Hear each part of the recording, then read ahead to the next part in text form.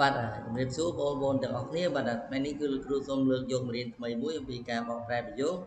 បាទហើយមេរៀននេះលោកគ្រូសូមបញ្ជាក់ថាគឺជាមេរៀនដែលសំខាន់អាចជំនួយបងប្អូនក្នុងការសរសេរ writing បាទអញ្ចឹងកណ្ដាលបងប្អូនមើលអត្ថបទនេះបងប្អូនអាចសរសេរ writing បានឧបមាថាគេឲ្យពិពណ៌នាអំពីតួអង្គអ្នកណាម្នាក់នៅក្នុងប្រទេសកម្ពុជាបាទអញ្ចឹងបងប្អូនអាចយកលំនាំបែបនេះបាទបានអញ្ចឹងកុំឲ្យខាត់ពេលគឺលោកគ្រូសូមយកអត្ថបទនេះមកអាននិងបកប្រែបញ្យល់ជូនបងប្អូនដូចតទៅបាទអញ្ចឹងអត្ថបទនេះនិយាយអំពី why was this woman famous ហេតុអីបានជានារីម្នាក់នេះល្បីល្បាញអញ្ចឹងត្រូវទៅលើអត្ថបទដែលនិយាយអំពីរស់សេរីសុទ្ធាដែលជាតារាចម្រៀងជើងចាស់របស់យើងអ្នកនរគ្នាបាទអញ្ចឹងសូមមើលអត្ថបទអស់គ្នា Cambodia was famous for music and art in the 1950 decades and 1960 decades បាទអញ្ចឹងប្រទេសកម្ពុជាគឺបានល្បីល្បាញផ្នែកតន្ត្រីហើយនិងសិល្បៈនៅក្នុងទសវត្សរ៍ឆ្នាំ1950និងឆ្នាំ1960បាទនេះមានន័យថា decades បាទទសវត្សរ៍អ្នកនរគ្នាបាទ People call Phnom Penh the Pearl of Southeast Asia នាមភាគច្រើនត្រូវបានហៅទីក្រុងភ្នំពេញថាជាគុជនៃអាស៊ីអាគ្នេយ៍អញ្ចឹង Southeast Asia បានន័យថាអាស៊ីអាគ្នេយ៍អ្នកនរគ្នា It means they thought Phnom Penh was the best place in Southeast Asia បាទវាមានន័យថាពួកគេគិតថាទីក្រុងភ្នំពេញគឺជាទីកន្លែងដ៏ល្អបំផុតនៅក្នុងអាស៊ីអាគ្នេយ៍ There were lots of singers and dancers ន័យថាមានអ្នកចម្រៀងជាច្រើនហើយនិងអ្នករាំជាច្រើន and there were lots of parties ហើយនឹងមានកម្មវិធីជាច្រើនផ្សេងទៀត The best parties were in Phnom Penh party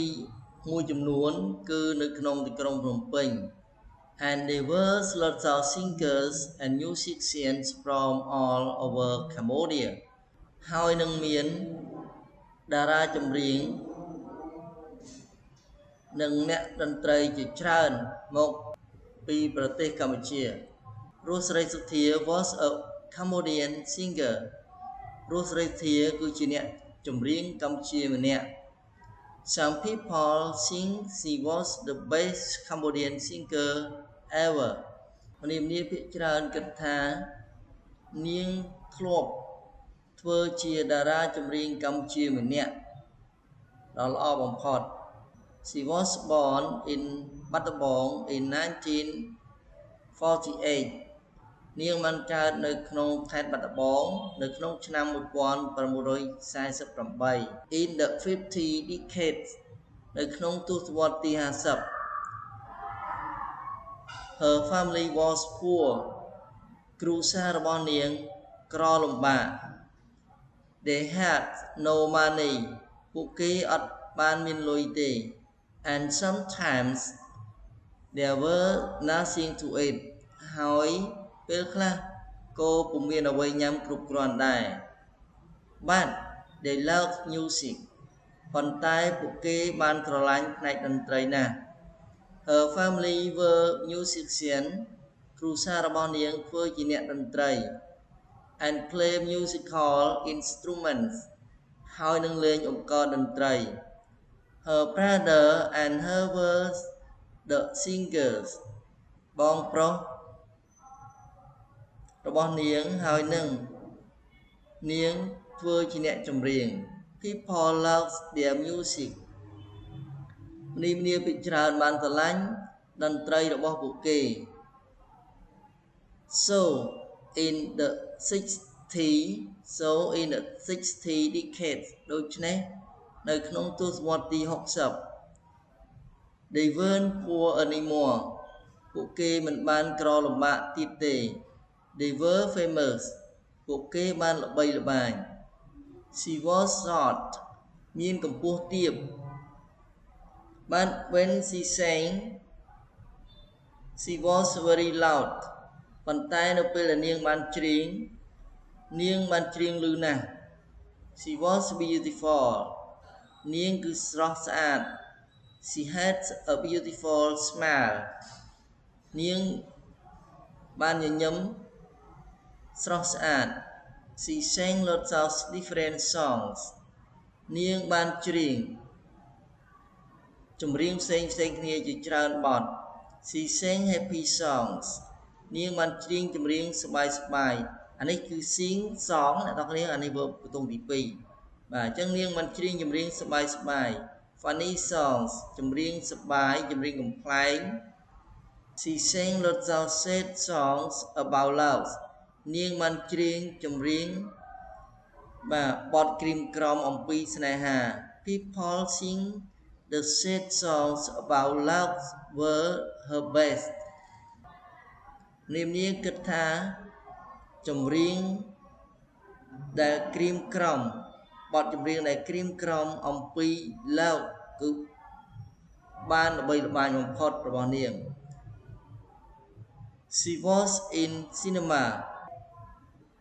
នាងបានច្រៀងនៅក្នុងរោងកុន She was a big star ហើយនាងបានច្រៀងនៅ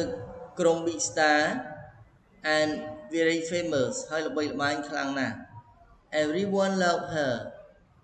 អ្នកទាំងអស់គ្នាក៏ស្រឡាញ់នាងណាស់ដែរ She died in the 1970 decade ហើយនាងក៏បានស្លាប់នៅក្នុងឆ្នាំទសវត្ស970 But people still remember and love her songs ប៉ុន្តែមនានាភាគច្រើននៅតែចងចាំនិងស្រឡាញ់ចម្រៀងរបស់នាងអ្នកចម្រៀងមួយចំនួនឬក៏អ្នកចម្រៀងជាច្រើននៅតែច្រៀងរបស់ពួកគេ today រហូតដល់សប្តាហ៍ថ្ងៃនេះបាទអញ្ចឹងបងប្អូនទាំងអស់គ្នាបាទការបកប្រែតបទនេះជាដល់ទីបញ្ចប់ហើយសូមអរគុណបងប្អូនហើយបងប្អូនសូមយកលំហាត់ទាំងខាងក្រោមនេះទៅរៀនបំពេញខ្លួនឯងអ្នកនរគ្នាបាទនេះកន្លែងអ្នកចុចអោលហ្នឹងបាទហើយអញ្ចឹងគឺមេរៀននេះគឺជាសូមបញ្ជាក់ម្ដងទៀតគឺអាចជំនួយដល់បងប្អូនអំពីការស្វែងយល់បាទលម្អិតបាទឬចំណុចមួយចំនួនចំណុចសំខាន់មួយចំនួនដែលនិយាយអំពីបាទតួអង្គបាទតារាចម្រៀងបាទអញ្ចឹងពេលបងប្អូនជួប writing ការសរសេរ writing នៅក្នុងថ្នាក់រៀនរបស់បងប្អូនភាគច្រើនគេឲ្យយើងសរសេរអំពីតារាចម្រៀងឬក៏តួអង្គណាមួយនៅក្នុងប្រទេសកម្ពុជាអញ្ចឹងពេលបងប្អូនយល់អត្ថបទនេះបងប្អូនអាចសរសេរបានច្រើនបាទអាចជំនួយបងប្អូនបានរហូតដល់ 80% បាទអញ្ចឹងសូមបញ្ចប់សូមអរគុណបងប្អូនដែលតាមដានមេរៀនរបស់លោកគ្រូតាំងពីដើមរហូតដល់ចប់សូមជូនពរបងប្អូនរៀនកាន់តែពូកែបាយបាយ